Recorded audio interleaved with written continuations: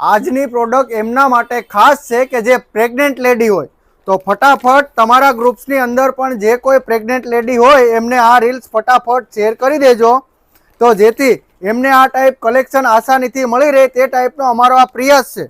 જો તમે જોઈ શકો છો આની અંદર આવી રીતે કલર અને આવી રીતે પ્રિન્ટ રહેવાની છે.